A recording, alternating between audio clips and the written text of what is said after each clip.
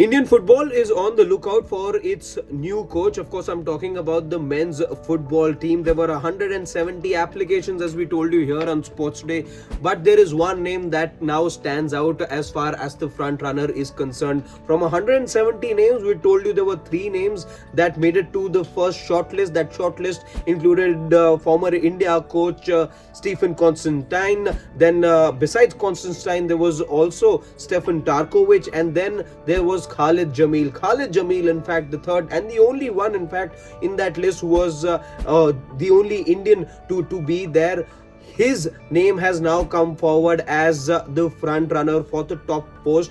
Why would that be the case? Let me give you a little bit of a backgrounder over here. What is it that's going heavily in favor of Khalid Jamil? The announcement may not happen in a day or two. It in fact could take even about a little more than a week. In fact, only close to the 3rd or the 4th of August is that announcement expected to happen from the AIFF as to who will take over the reins of Manolo Marquez as the head coach of the men's football team. But a couple of factors going heavily in favor of Khalid Jamil.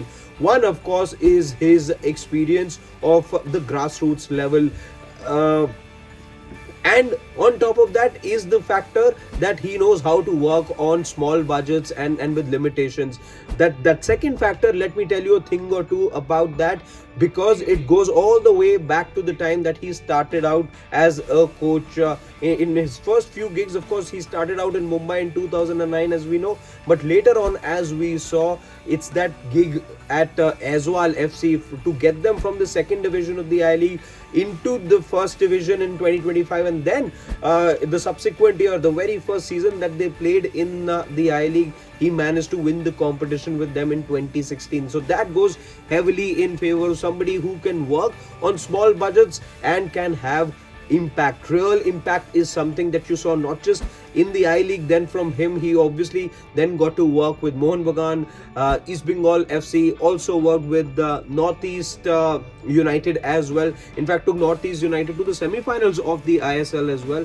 Later on, we saw him do much the same with Jamshedpur FC. So he's somebody who's worked across the Indian football system. He's played for the country. That also goes in favor of him, and now he has come up as the front runner.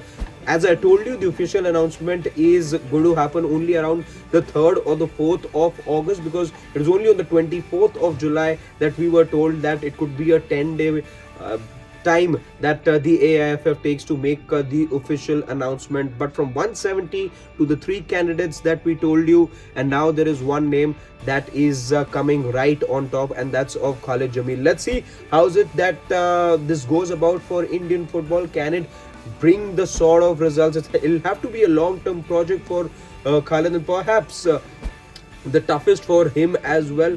But let's see how's it that this works out for Indian football. We hope you like this video. Share it with your friends who follow Indian football and family members who follow Indian football closely, and subscribe to Sports Day if you haven't done so already.